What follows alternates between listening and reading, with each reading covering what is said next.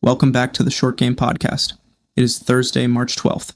You are frustrated right now because you are not making the progress you want in your life. You think it is because you do not have enough time, or enough money, or the right connections. Let me tell you the real reason.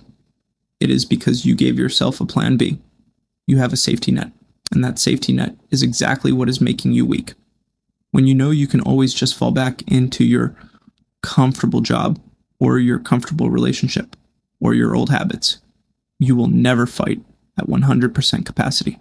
Today, we are reading about the most ruthless psychological switch in history, the 33 Strategies of War by Robert Greene. We are talking about the death ground strategy. When I built NexYear, I did not do it as a safe side hustle. When you are handling logistics for high-level VIPs, you deliver flawlessly or you lose everything. I burned the boats. If you want to actually win, you have to remove your escape routes. Let's get into it. What's your name? My name is Tom Shelby.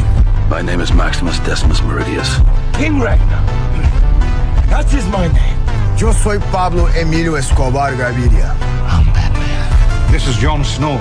He's king in the north. My name is Asax Schrader. The name's Bond. James Bond. Antonio Montana. My name is Patrick Bateman. My name is Walter Hartwell White. My name is Gustavo, but you can call me Gus. Welcome back to episode 24 of The Short Game. I am your host, Drew Meitner. This is the Sovereign Week, the specific time we set aside to strip away the absolute garbage and focus strictly on command, reality, and wearing the crown in your own life. Today, we need to have a brutally honest conversation, just you and me, exactly as if we were sitting at a bar having a beer and hashing out the absolute truth. Look, I hear from so many of you who are just incredibly frustrated right now. You are putting in the hours. You are reading all the right books. You are doing the daily reps, but you just are not making any real, tangible progress. You are not seeing that explosive, undeniable growth in your career, your physical fitness, or your personal relationships. You feel like you are running a marathon in waist-deep mud, surrounded by utter incompetence, and you cannot figure out why the needle refuses to move. Do you want the unfiltered aggressive reality? It is because you gave yourself an out. Having a comfortable fallback plan is the absolute enemy of greatness. Your safety net is exactly what is making you weak, complacent, and slow. Whenever you give yourself a plan B, you inevitably end up using it. It is a basic, unavoidable law of human nature. We are biologically hardwired to conserve energy, so if there is a soft mattress waiting to catch you, you are never going to jump as high as you possibly can. Your comfortable plan B is the exact reason why you have never achieved your plan A. You only figure out how to actually win, how to completely dominate your field when failure is biologically no longer an option. To understand exactly how to fix this, we are going to dive deep into a book I respect immensely, Robert Greene's The 33 Strategies of War. Specifically, we are going to spend a massive amount of time today dissecting strategy number 4, which is the death ground strategy. The theory here is profound and game-changing. Greene states that you are your own worst enemy because you constantly waste precious time dreaming of the future instead of violently engaging in the present moment. Because nothing seems truly urgent to you, you are only half involved in what you do. The only way to genuinely change your behavior is through massive action and extreme outside pressure. You have to deliberately put yourself in situations where you have way too much at stake to waste time or resources. If you cannot afford to lose, you simply will not lose. You have to cut your ties to the past and place yourself on death ground, a place where your back is against the wall and you have to fight like hell just to get out alive. To see this theory in action, we have to look back at the year 1519. Listen closely to this historical context because it perfectly mirrors the pathetic hedging you are doing in your own life right now. There was an ambitious 19-year-old Spanish guy named Hernan Cortés who gave up a safe, predictable life studying law to sail to the New World. Years later, he leaves the island of Cuba with a tiny army of just 500 soldiers and lands on the eastern coast of Mexico. His goal was absolutely insane, something no rational, cautious person would ever attempt. He wanted to conquer the entire Aztec Empire. We are talking about 500 scruffy, exhausted guys going up against 500,000 of the most fierce, brutal warriors on the planet. These Aztecs were not guys you wanted to negotiate with over a conference table. They were literally known to eat the flesh of their prisoners and wear their skins as battle trophies. Obviously, the men in Cortez's army started doing the basic math and realized they were walking into a massive meat grinder. They were outnumbered 1,000 to 1, surrounded by rampant disease, stuck in a forbidding land, and facing terrifying enemies. They started grumbling, complaining, and actively plotting behind his back. Some of the soldiers, who were secretly loyal to the governor back in Cuba, started whispering that Cortez was a complete lunatic. They wanted to take whatever gold they had already collected, get back on their ships, sail home to their comfortable farms, and maybe come back years later with a massive army. They had an escape route, and it was parked right there in the physical harbor. Those 11 ships represented their ultimate plan B. As long as those ships were floating in the water, those men were fighting at exactly 50% capacity. They were hedging their bets, keeping one eye on the Aztec warriors and one eye firmly glued to the exit. Cortez realized this dynamic on a purely visceral level. He was a true operator, and he knew that divided attention always gets you killed. He eventually woke up in the middle of the night to a sailor confessing to a massive, impending conspiracy. Some of the men were actively plotting to steal a ship and sail back to Cuba to rat him out. Cortez knew that if he just gave a highly motivational speech, the men would have cheered for 5 minutes and then gone right back to plotting their escape. Words do not permanently alter human behavior when deep fear is involved. Only a radical shift in physical reality can do that.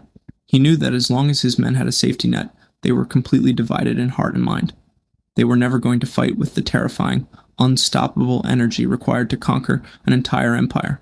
So, what did this absolute madman do to fix the problem? He took swift, ruthless, undeniable action. First, he seized the conspirators and hung the ringleaders to send a permanent message. Then, he bribed his own pilots to secretly bore holes in the bottoms of all the ships and announced to the crew that worms had eaten through the wooden boards. They salvaged what little they could, and then they sank the hulls to the bottom of the ocean. When the soldiers finally figured out that Cortez had deliberately orchestrated the whole thing, they were absolutely murderous.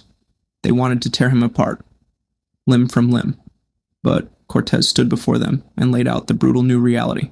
He told them they could hang him if they wanted to, but they were surrounded by hostile Indians and now had 0 ships. Without him, and without total, unwavering unity, they would perish in the worst way imaginable. He told them their only alternative was to follow him all the way to the Aztec capital of Tenochtitlan. Only by conquering the Aztecs, by becoming the undisputed lords of Mexico, could they ever hope to get back to Cuba alive. He told them that if they fought desperately, he guaranteed he would lead them to unimaginable glory and riches. Cortez essentially ran their entire past lives aground with those sunken ships. Cuba was still sitting out there in the blue sea, with its quiet farms, its cows, and its soft idleness, completely oblivious to danger. But the way back to Cuba was no longer through those sunny blue waves.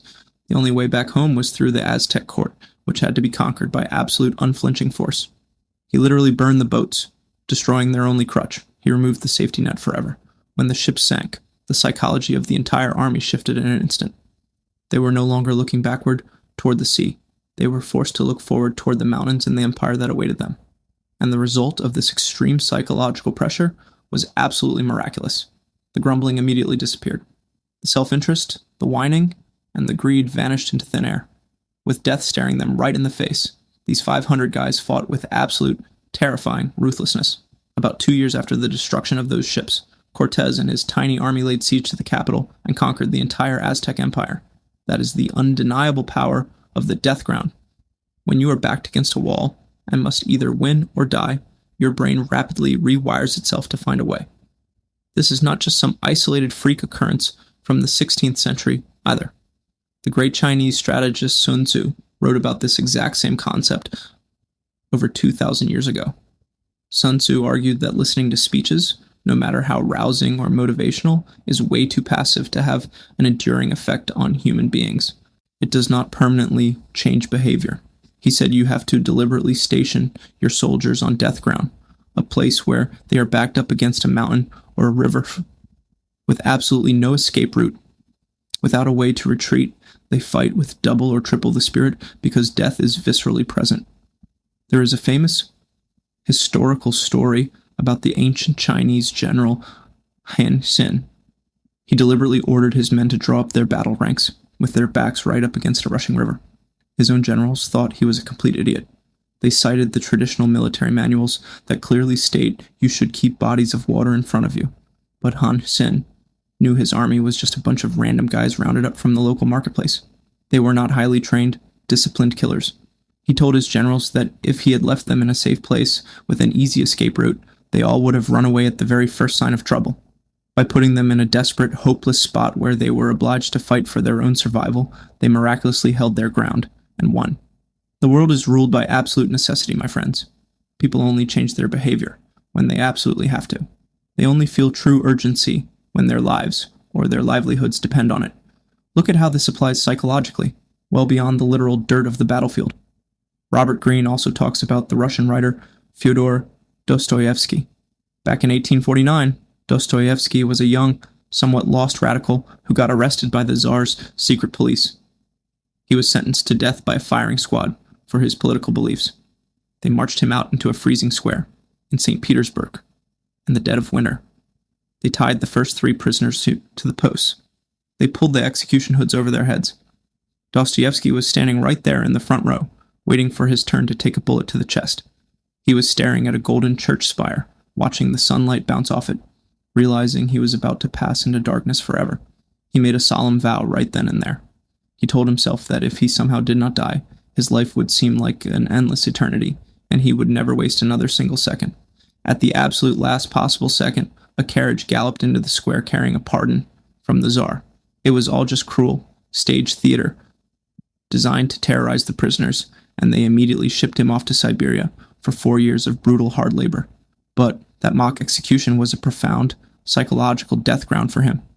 He was entirely reborn that day.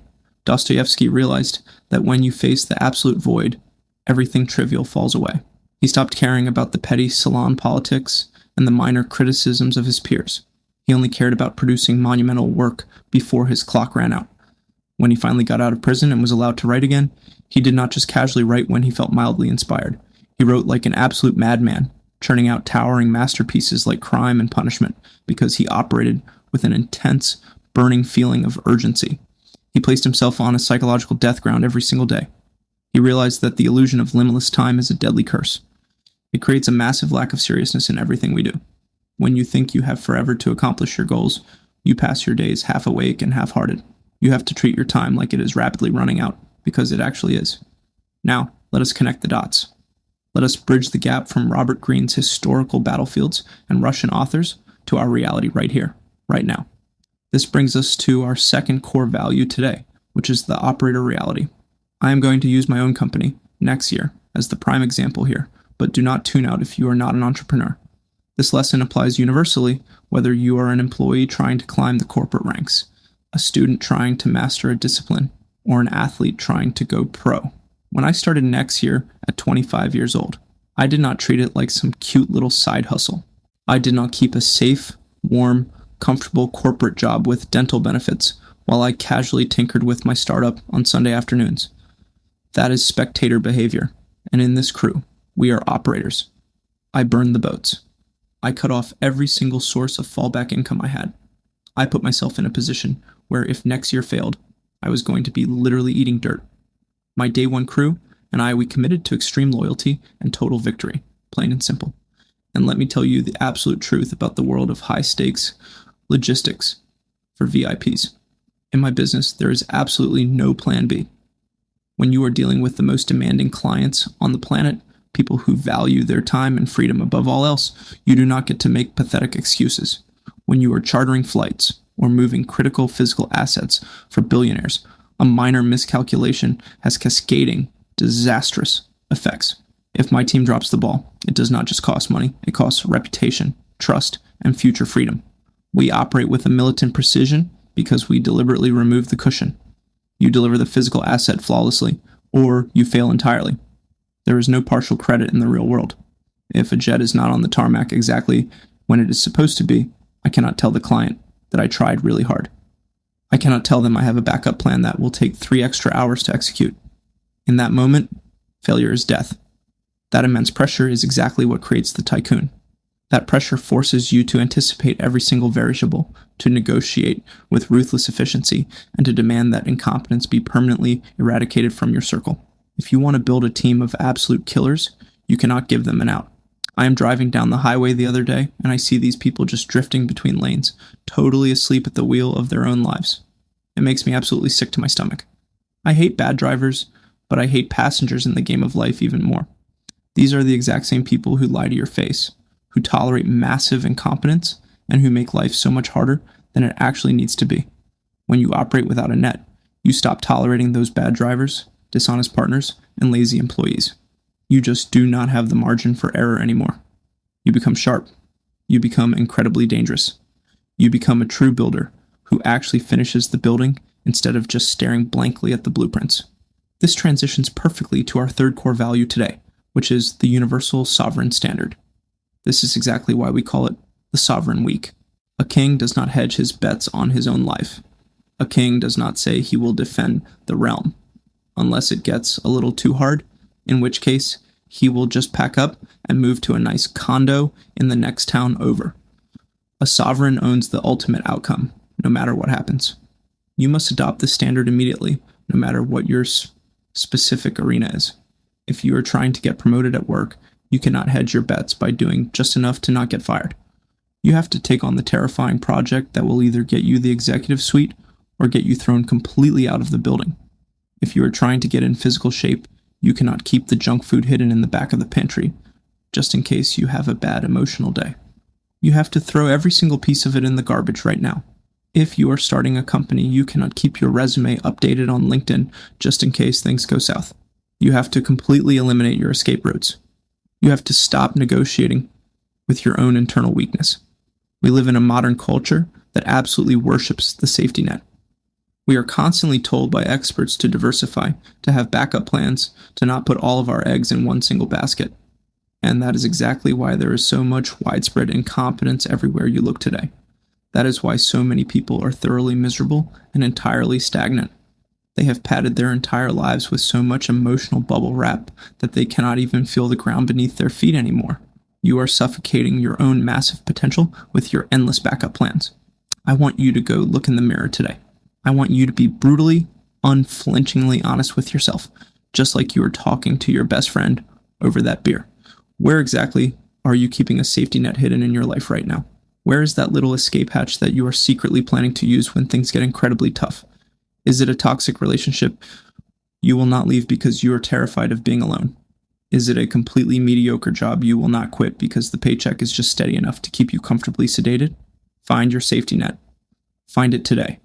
And then, I want you to take a match to it. Burn it to the ground. Burn the damn boats. Put your back firmly to the river. Make failure biologically impossible for yourself. Make it so that you literally have to win to survive the day. When you do that, you will unleash a version of yourself that you did not even know existed. A version that is unstoppable, terrifying, and totally sovereign. That is the short game. Get out there and operate.